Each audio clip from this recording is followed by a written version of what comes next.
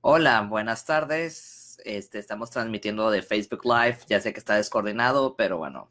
Hoy el tema es tratar de los 4 potencialidades en la sexualidad: género, erotismo, reproductividad y amor. El orden no importa. Lo voy a hacer, los voy a leer de este documento de Eusebio Rubio. Voy a discutir un poco y pondré a Nightwish. Espero que sí se escuche esta vez.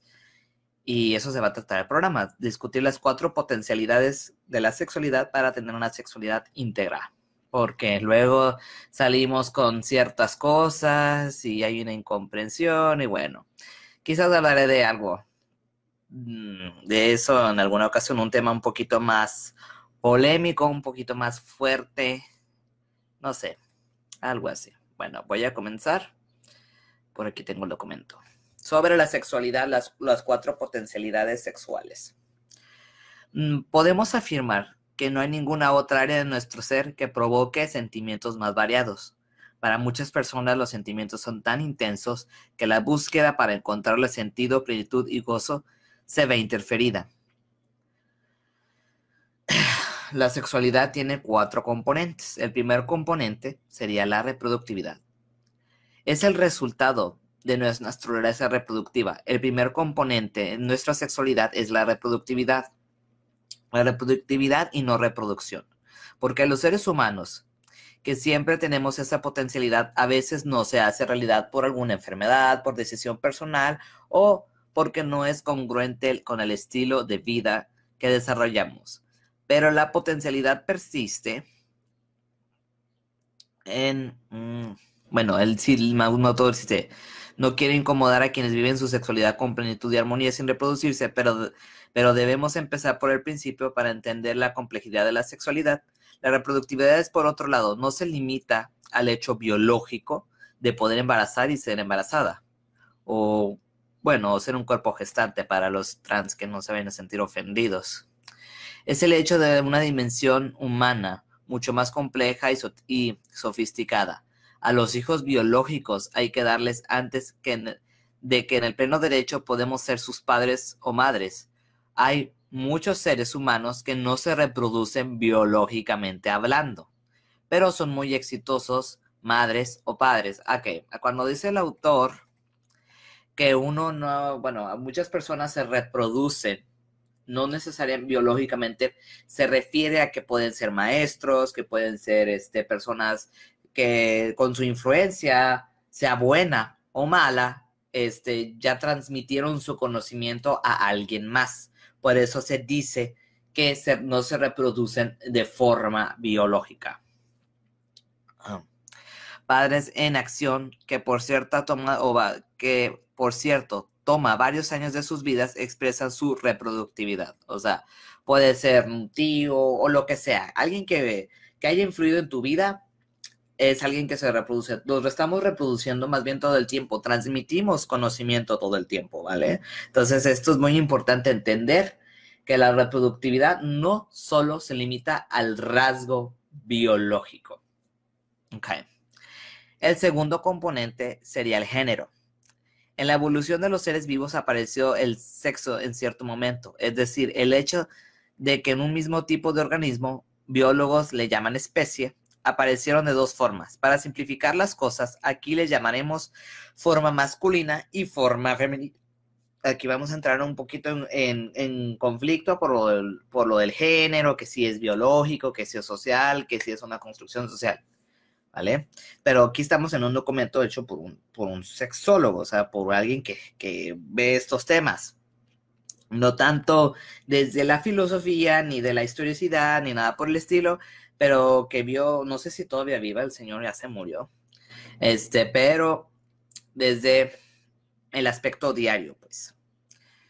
Los científicos de la sexualidad llaman dimorfismo o sexo a esta cualidad de los seres vivos. ¿Por qué dimorfismo? Quiere decir 2 formas. Es curiosa, pero muchas veces no se piensa en esto. Los seres vivos no necesitan tener sexo para reproducirse. Muchos de ellos lo hacen sin tenerlo. Demos 2 ejemplos. Las bacterias, tanto buenas como malas. Cuando nos enfermamos de tifoidea, por ejemplo, nuestro cuerpo es invadido por una bacteria que se llama elegantemente Salmonella typhi, quien se da gusto de reproducirse en su medio ideal en el cuerpo humano. ¿Se imaginan la dificultad que tendrían las salmonelas si hubiera de infectarnos en dos formas? Diríamos salmonelas macho y salmonelas hembra. Pero esto no es así. Esta bacteria invade, crece, se multiplica y muere con un solo tipo de organismo en esa especie. Se reproduce asexualmente. Muchos seres vivos pueden causar enfermedades también. Se reproducen asexualmente muchos de los parásitos como la ameba, los virus y otros más. ¿Por qué entonces la vida se desarrolló con la complicación de tener dos formas y no una?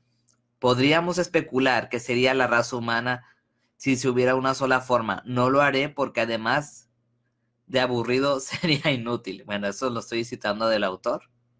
O sea, lo que dice el autor es que nosotros somos personas difórmicas, estamos entre lo masculino y femenino, pero le damos tanta importancia a eso. O sea, esto es tan relevante en nuestra vida, todo lo marcamos por el género. O sea, dice, es que el género se basa en el sexo.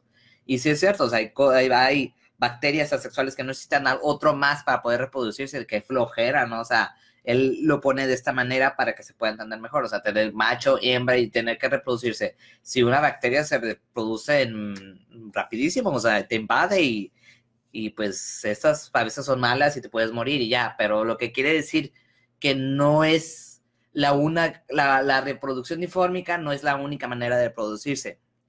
Y esto viene en cuanto al género, o sea, hemos reducido a esta concepción difórmica al género que todo lo queremos ver de esa manera o todo lo queremos construir de esa manera.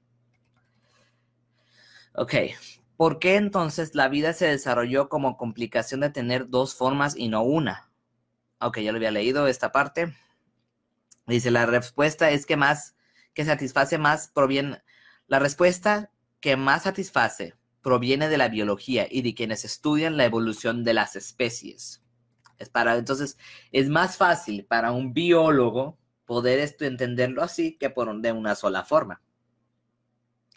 Ocurre cuando una especie de organismo cuenta con dos formas, también cuenta con más espacio genético para almacenar información genética que se traduce al crecer el nuevo ser en diversas formas de adaptarse al medio ambiente. La información genética es almacenada en el ADN. Ocurre también que toda la información se expresa en el ser desarrollado. Cuando una especie de organismo hay un cambio evolutivo, es decir, un cambio para adaptarse, ese cambio representa una modificación del código guardado en el ADN, también llamado código genético. A veces, los cambios no son exitosos y suceden enfermedades genéticas en un nuevo ser.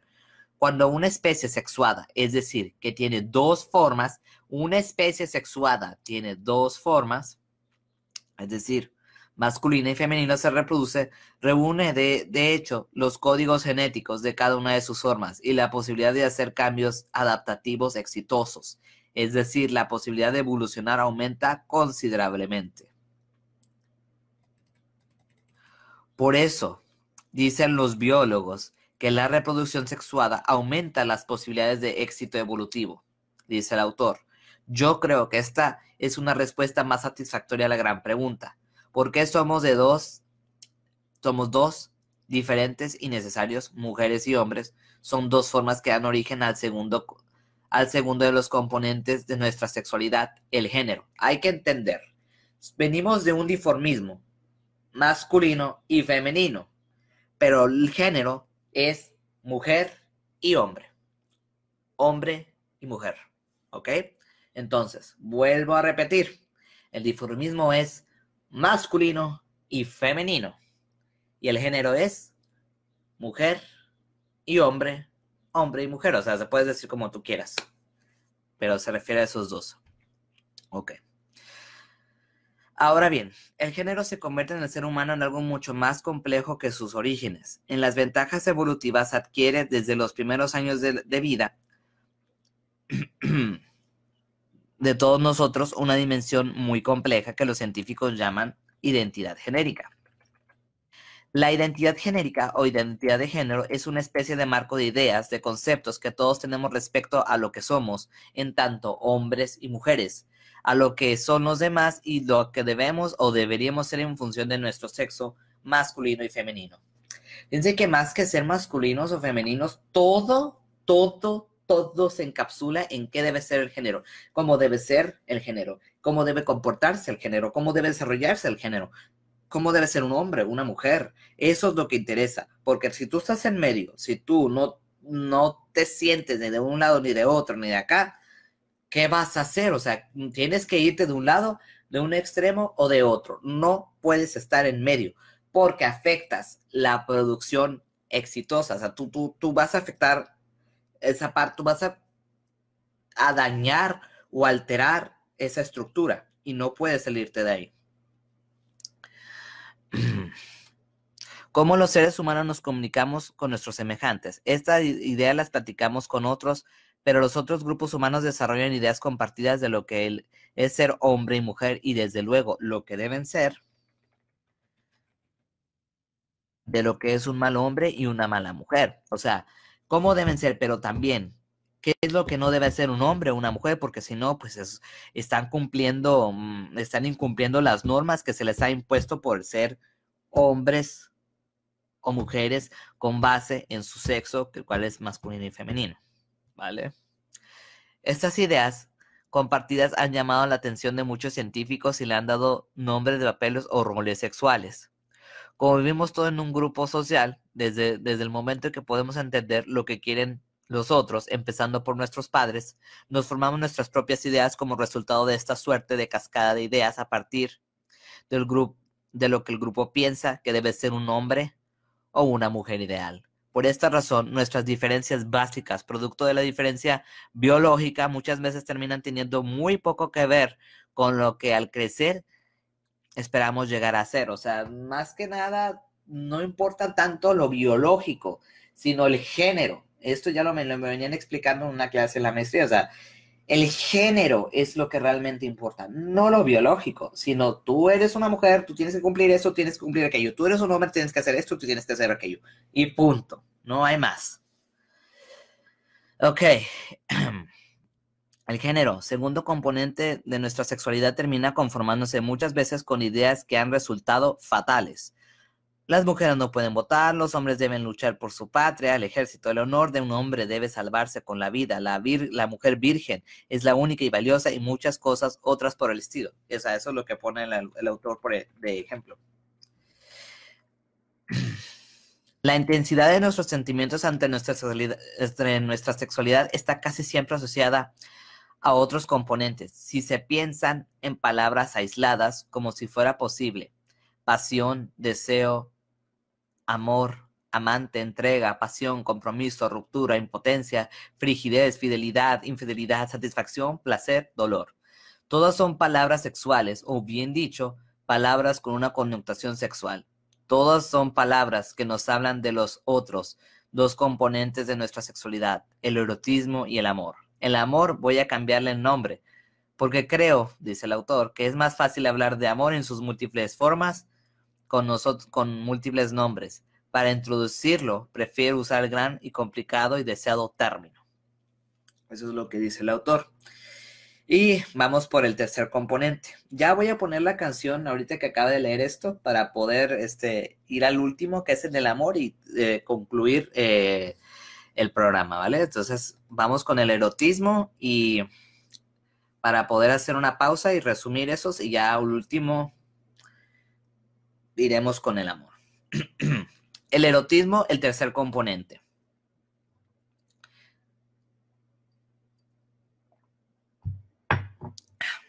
Sorry. El término erotismo tiene su origen en la mitología griega. Estudiar los mitos, es decir, las creencias humanas que a pesar de saberse o intuirse falsas, en su momento, pues aquí yo difiero un poco con el autor porque fueron tomadas como reales o una forma arquetípica para explicar las cosas, ¿vale? Han subsistido por siglos. Revela muchas cosas de quienes los perpetúan, es decir, de los seres humanos. Eros, dios de la pasión y la fertilidad, tiene dos orígenes. El primero se refiere a una de las explicaciones griegas del origen del mundo, la teogonía de Hesíodo, primero el caos y luego el geos y luego el eros, la tierra y el geos y el eros, la tierra y el deseo. Una tradición posterior hizo a Eros, hijo de Afrodita, diosa del amor sexual y la belleza, y de Zeus, dios de dioses. Un relato también bastante posterior atribuyó a Eros el enamoramiento de Psique, de quien la madre de Eros, Afrodita, tenía recelo y envidia. Enviado por su madre, Eros llena a Psique de una vida mágica y placentera y la hace su esposa. No obstante, nunca permite que Psique le vea directamente. Se limita a pasar las noches de placer con ella. Cuando Psique, alentada por sus celosas hermanas, que le advirtieron de la posibilidad de que su misterioso esposo sea un dragón, se decide ver a la cara de su esposo, ésta la abandona como castigo. Por erotismo, dice el autor, entiendo la dimensión humana que resulta de la potencialidad de experimentar placer sexual. Aquí nuevamente se trata de una potencialidad. El hecho de que todos los seres humanos nacen con esa posibilidad es sumamente importante. Todos los seres humanos nacen con la posibilidad de tener placer sexual, ¿vale? Entonces, cuando dicen que las personas con discapacidad no tienen derecho, ahí se equivocan. Todos los seres humanos, los seres humanos, aquí estamos hablando de los seres humanos y no de los demás animales, nacen con placer sexual. Ahora con la sexualidad en los seres humanos es otro tema más, pero aquí estamos hablando de que todos los seres humanos nacen con placer sexual. A ver, aquí. Okay. El placer. Ok. Los seres humanos nacen con placer sexual. Aquí nuevamente se trata de una potencialidad. La gran mayoría de los seres humanos la desarrollan, la viven, la gozan, pero no todos. Lo que es universal es que todos tenemos la potencialidad de desarrollarlo. Como todos podemos, todos estamos expuestos a experiencias que regulan su aparición, su desarrollo, su expresión y también su disfunción. Es decir, la aparición del erotismo es una forma indeseada por nosotros o por el grupo social al que pertenecemos. O sea que no siempre será deseada. O sea, aunque te cause placer sexual, no siempre va a ser deseado por cualquier circunstancia. No siempre va a ser deseada esta parte. El placer sexual es un tipo de experiencia única. Si bien es cierto que la mayoría asocia la experiencia placentera erótica con el deseo por otra persona, esto no siempre es así, especialmente dentro de las etapas de nuestra vida, en las que descubrimos el erotismo. Para experimentarlo, necesitamos que nuestro cuerpo esté bien, que no existen interferencias de tipo biológico con los mecanismos fisiológicos del erotismo. Es decir, que no haya disfunción eréctil, que no tengas problemas de diabetes. La diabetes, eso acaba con todo, ¿vale? Entonces hay que entender eso, que no tengas otro tipo de problemas fisiológicos para no poder disfrutar del placer. El placer erótico no resulta solamente de que se realice en nuestra fantasía, sino sobre todo de la reacción física de nuestro cuerpo, la cual resulta de que aceptamos las experiencias que nos resultan estimulantes. Todas las culturas han demostrado tener a la vida erótica en un lugar importante. Siempre que un grupo humano se organiza entre primeras cosas que regula, norma, prescribe y prohíbe, son las experiencias eróticas. Si tú controlas esa parte, lo controlas todo. De los cambios que experimenta nuestro cuerpo se han ocupado muchos sexólogos, tanto del pasado como contemporáneos. La medicina actual también se ha ocupado en forma importante de atender cambios, así como de encontrar formas para ayudar a quienes tienen dificultades de vivirlos. Si, por ejemplo, si un hombre quiere seguir, voy a tomarlo de ejemplo, en su vida sexual placentera, pues recurre al Viagra, por ejemplo. De hecho, voy a contar una anécdota. Yo cuando fui con mi hermana en diciembre a Vallarta, decía que había oferta de Viagra, costaba 2,000 y feria o algo así.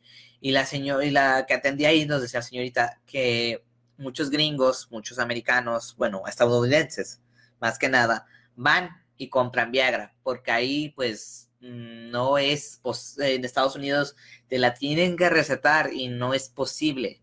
En cambio, aquí en México, pues, si tienen dinero, pues puedes comprarla, ¿vale? Entonces eso es muy importante tenerlo en cuenta. Ok. Los cambios que experimentamos son muchos, pero los más importantes son tres. Experimentamos el deseo por el placer erótico, experimentamos la excitación al recibir la estimulación deseada, aunque muchas veces esta solo se recibe en nuestra imaginación y en nuestros genitales responden en forma, más bien responden. Aparece la lubricación de la vagina y la erección peniana. En la mayoría de ocasiones, procedido por estos cambios, aparece la característica de las respuestas eróticas, el orgasmo, que se nota mucho en los genitales. ¿Para qué sentido y ocurre, de hecho, en todo el cuerpo? La mayoría de las veces el orgasmo se acompaña de una intensa sensación de placer. Aquí esto es muy curioso, ¿no? Porque ahorita anda mucho con lo del... Por ejemplo, hay mucha controversia en cuanto al sexo anal, el terror anal. Hay un libro que se llama El terror anal, escrito en colaboración con Paul Preciado y no me acuerdo el otro autor. Y he visto muchos casos de hombres que se asumen heterosexuales, pero quieren que sus esposas o sus mujeres les den por ahí, siendo que esto es algo como un tabú todavía, porque eso nada más está reservado, perdón por las palabras que voy a decir, peyorativas, para los putos, para los jotos, para los mayates, bueno, todo eso. Entonces, pero es esa parte, esa estimulación en la próstata, ¿no? O sea, que quieren sentir, pero les da más que nada miedo por el tabú. O sea, y eso va a ser otro tema para otro programa, el terror anal. Pero eso lo pongo como ejemplo porque ya quiero pensar que se están rompiendo estos tabús, aunque no lo sé, ¿vale? Con certeza, pero es un ejemplo que quería poner. La experiencia del placer erótico es única, aunque esto algunos de los más responsables estudiosos de la sexualidad no estén de acuerdo. Dado la importancia que los seres humanos conceden a la experiencia erótica, la misma adquiere muchos matices y puede expresarse en multitud de formas. Es interesante preguntarse ¿para qué? La respuesta que más satisface también que dan los estudiosos de la biología y la evolución de las especies, una forma muy sofisticada y desarrollada de incrementar la posibilidad de éxito evolutivo. Ocurre que la mayoría de los animales dependen de los ciclos hormonales para que la conducta reproductiva se presente. Cuando la hembra entra en fase reproductiva, emite señales a los machos de su especie que anuncian su momento de reproductividad. Estas señales son varios tipos. Algunas especies emiten señales visuales, en muchas otras la señal es química. Es decir, la hembra emite sustancias químicas que cuando entran en contacto con el macho activan su deseo sexual. Algunas de esas sustancias químicas también las producen los seres humanos, se llaman feromonas. Y algunos laboratorios de perfumería aprovechan esta fama animalesca de las feromonas para incluirlas en sus fragancias. Los vendedores con la esperanza de vender más y los compradores de que algún efecto tenga su objetivo erótico. Aunque esté hecho en nuestra vida, aunque esté en un hecho de nuestra vida mercantil, las feromonas no han probado su eficiencia como despertadoras del deseo erótico en el ser humano. Recientemente se ha reactivado esta discusión gracias a los descubrimientos relacionados con el aparato vemo-rosonal que hace factible la transmisión de mensajes químicos por medio de otras sustancias distintas de las feromonas. De cualquier forma, aunque se comprobara el peso relativo de su acción sería pequeño. Nuestro erotismo no parece ser regulado cuando menos en forma notoria por estos mecanismos en que los seres inferiores anuncian la ovulación. Bueno, no son seres inferiores a los animales, así lo escribe el autor, ¿vale? Entonces, ahí perdonen, sí puedo malinterpretar, pero no. Aquí eso es lo que yo estoy citando desde el autor, yo no pienso que los animales sean inferiores. Anuncian la evolución, es decir, el momento de apareamiento tendría mayores posibilidades de resultar en la concepción de un nuevo ser. Por el contrario, la ovulación en el ser humano está escondida. No hay anuncios visuales, ni químicos, ni olfativos, ni de ningún otro tipo sensorial que lo anuncie. Dicho sea de paso, el único anunciador de la ovulación tiene que ver con el cuerpo femenino, es la viscosidad del moco cervical, hecho que se ha traducido en un complicado método de contraconcepción natural llamado método de Billings. Para contrarrestar esta aparente desventaja reproductiva, la conducta copulatoria del macho y de la hembra humanos desarrolló una independencia notable del ciclo hormonal, liberándonos de sus relojes hormonales. Los actos copulatorios reproductivos de los dos sexos necesarios para la supervivencia de la especie pudiendo ocurrir en cualquier momento, no necesariamente en un momento de ovulación.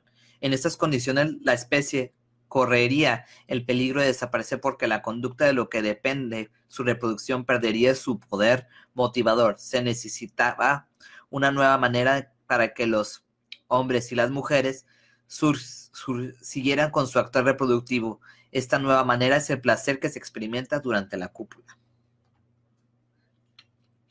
Dice, el placer, ahora sabemos, no es solamente una experiencia de satisfacción por hacer lo que se desea. En nuestro cerebro se alimentan sustancias químicas, son muy parecidas químicamente hablando a la heroína, droga poderosa que con facilidad notable hace dependiente de ella a quien la introduce en su organismo. Según esta explicación, el erotismo es la garantía biológica de que los hombres y las mujeres seguirían interesados en copular, y esta vía elevar las posibilidades de éxito evolutivo. Ok. A ver, bueno. Dicho con el lenguaje estrictamente biológico evolutivo, parecería que somos una especie de máquina para sobrevivir. Aunque esta terrible afirmación tiene algo de cierto, es un hecho de que la complejidad humana dista mucho de poder reducirse a la predictividad de una máquina. La experiencia placentera erótica, cuando menos, es casi solo producto de la estimulación físico-táctil. A medida de que crecemos, se hace más y más dependiente de lo que significa para nosotros la realidad que percibimos. El erotismo se convierte en una experiencia que depende casi por completo de lo que significa para nosotros lo que vivimos. El significado simbólico de lo que le asignamos de la realidad que percibimos o que creemos en nuestra imaginación. Aunque muchas veces no nos percatemos de los significados precisos, son inconscientes. Los significados tienen que ver con el placer mismo que representa. Desde luego, muy notable el significado de nuestro ser hombre y mujer, y de lo que nuestro otro sexo no significa, de lo que nos reproducimos representa para nosotros y para el gozo y el sufrimiento de la raza humana, de lo que el otro amado, deseado, audado, humillado no significa. Es tiempo de hablar del amor. Ok, entonces, resumiendo ya, ¿qué nos causa placer? ¿Qué nos estimula? Aquí dice el autor que una forma para poder mantener éxito en la reproductividad humana tiene que haber también placer. Esto también se ha visto en otras especies animales, nada más que como que el autor no quiso ponerlo, no sabía o lo que sea. Entonces, somos de las especies que buscamos placer en la cúpula, no nada más es reproducirse y ya. Pero como él mencionó antes y como también ya sabemos, esto ha sido controlado, vigilado y coaccionado, pues por otros factores, ¿verdad? Pero eso es básicamente. Voy a poner la canción a ver si se puede escuchar. Aquí voy a ponerle silencio al micrófono porque Facebook, pues ya saben que pues, no le gusta que uno agarre canciones que supuestamente no le pertenecen a uno. Entonces, pues bueno, voy a pasar, espero poder poner la canción y en un momento más regreso con el último. Resumimos todo para ya finalizar el programa, ¿vale? Ok. Ok, continuamos. Ok, continuamos con el último de las potencialidades y vamos a cerrar, ¿vale? El último, el vínculo afectivo, el cuarto componente. El amor es el cuarto componente de nuestra sexualidad. No todo el mundo está seguro, dice el autor. Yo pienso que sí.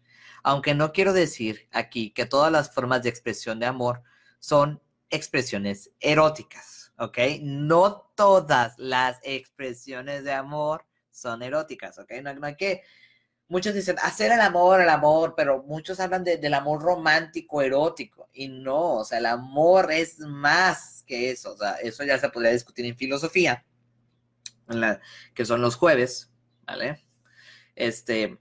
Pero el amor es más que el erotismo, es una parte, pero no lo es la parte erótica en el amor, es una parte, pero no lo es todo. Dice el autor, más bien creo que la potencialidad humana para amar apareció en los seres humanos como resultado de la necesidad de permanecer en el mundo. Al mismo tiempo que nuestra evolución como especie nos fue haciendo individuos más sofisticados, más dependientes de la experiencia para completar nuestro desarrollo, también nos volvimos más dependientes del grupo para subsistir. Muchas especies que pueblan el planeta pueden empezar a vivir de manera independiente desde que nacen. Nosotros no dependemos y por un largo periodo del cuidado de nuestros progenitores o por lo menos de algún sustituto de ellos. Muchos animales al nacer tienen un grado de independencia. Nacen pudiendo moverse y siendo capaces de proveerse de alimento muy rápidamente. Viven casi en completa soledad, encontrándose con el otro sexo solo para procrear. Nosotros no, salvo raras excepciones casi mitológicas. Vivimos todos en un grupo, confiando en mayor o menor medida en que los otros van a hacer para que nosotros podamos sobrevivir. El aspecto más notable del amor es lo que hay de muchísimos tipos, sin contar con cada quien entiende cosas diferentes. Del amor se han ocupado casi todos los escritores en el mundo occidental. Aquí lo vamos a estudiar para entender cómo se conforma nuestra sexualidad. Por principio de cuentas, permitiré cambiarle el nombre, dice el autor. Me parece un atentado a la tradición, pero creo que vale la pena para evitar confusiones en nuestra búsqueda de preguntas y respuestas. Ocurre que por amor entendemos tanto la necesidad imperiosa de contar con la presencia de alguien al punto que se siente indispensable para la vida. Entre comillas, yo sin ti no puedo vivir. Como el supremo acto de ofrecer la vida por el otro. Me muero por ti. Por amor entendemos tanto el gozo al ser querido, feliz, como el dolor que experimentamos cuando el ser querido nos abandona por haber encontrado su felicidad. Si observamos cómo desarrollamos nuestra capacidad para amar, las aparentes contradicciones humanas adquieren otra dimensión. Lo que casi todos los seres humanos experimentamos es algo que podemos denominar mejor como vínculo afectivo. Voy a explicar. Un vínculo es un lazo, una unión. El primer vínculo de los seres humanos con alguna otra persona es físico, se llama cordón umbilical y lo tenemos durante más o menos 8 meses. Nos une a la mujer que nos lleva en su vientre o cuerpo gestante ahora. Este vínculo, que por cierto es más complejo que solo un cordón, se rompe de manera brusca al nacer el nuevo ser. Como dije antes, dice el autor, el ser humano nace en tales condiciones que necesita el cuidado de otros seres humanos durante mucho tiempo sin riesgo de morir. Entre las dos personas interesadas, usualmente la madre y el bebé, aparece muy pronto otro vínculo, es decir, otra unión, pero este vínculo ya no es físico, ya no está compuesto de tejidos y células, sino está compuesto de lo que cada uno siente. La presencia de otro ser no nos es indiferente, sino que nos provoca sentimientos muy intensos, que llamamos respuestas afectivas. Lo que cada uno de los dos involucrados siente respecto de la presencia o de la ausencia de ese otro ser, no de cualquier otro ser humano, sino de ese ser especial, es el tejido con el que se teje el vínculo afectivo. El vínculo siempre, dos lados, cuando menos, hay por lo menos dos seres humanos conformándolo. En esta forma de vínculo, la madre experimenta respuestas afectivas que son el producto de su madurez y que son muy complejas, pues expresan casi todos los componentes de una persona. El vínculo del lado del bebé es más simple, porque sabemos hoy en día del desarrollo del humano, aparece de manera muy clara hacia los 4 o 6 meses después del nacimiento. El bebé empieza a reaccionar con angustia ante la ausencia y la separación de la madre. La angustia es la separación, es el primer componente efectivo de la vinculación humana. Los adultos sentimos a veces esa angustia intensa cuando nuestros seres amados se tambalean, cuando nuestro ser amado nos abandona, lo que sucede con los afectos alrededor de otras personas importantes en la vida.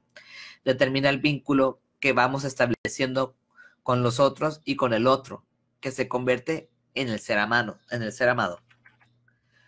¿Cómo se necesita que la capacidad de vincularse se desarrolle, al igual que los otros componentes de la sexualidad? De ese desarrollo dependerá su forma durante la vida adulta.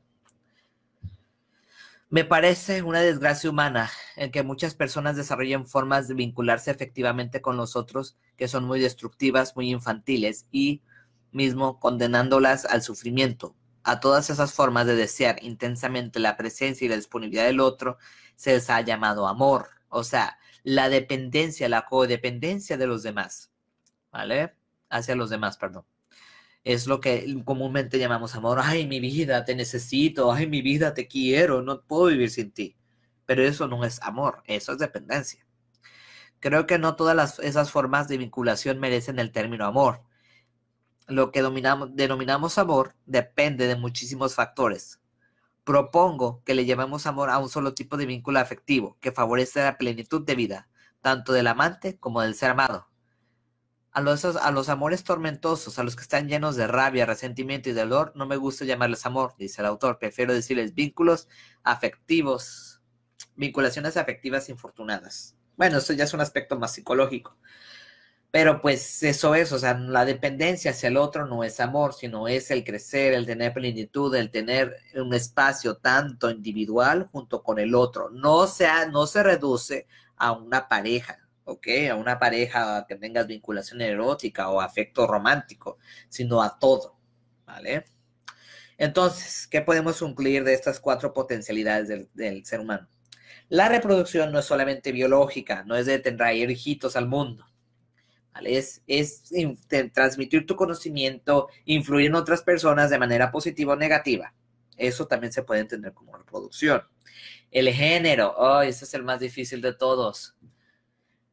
Una cosa, el sexo es difórmico, femenino y masculino. El género, hombre y mujer, lo que debe ser un hombre y una mujer, lo que no debe ser un hombre y una mujer. El tercero es el erotismo, lo que nos da placer sexual, lo que nos hace sentir plenos en la cúpula, lo que nos hace sentir sensaciones, pues sí, placenteras, ricas, etc. Sean buenas, deseables o indeseables. Y finalmente, el amor es ese vínculo afectivo, tanto afortunado como infortunado, que establecemos con los seres humanos. ¿Ven que la sexualidad abarca más que solamente la reproducción? Y lo que estos grupos ahora de ultraderechas tan peligrosos, tan obstinados, quieren seguir manteniendo esa forma nada más de reproducción biológica, perdón.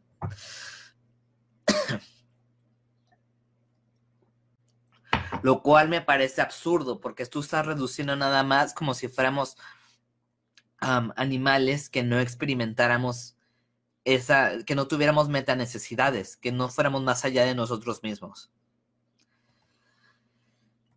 En fin. Hablar de sexualidad es muy complejo. Y pues nada, sigamos construyendo esto, como digo. A mí se me van a acabar las ideas en cuanto a este tema de filosofía, tal vez no, pero en este tema sí, o sea, quien quiere que exponga, coméntenme, díganme. Nada más un comercial. El programa de filósofas, de mujeres filósofas, va a ser un programa largo, porque lo voy a referenciar de un libro.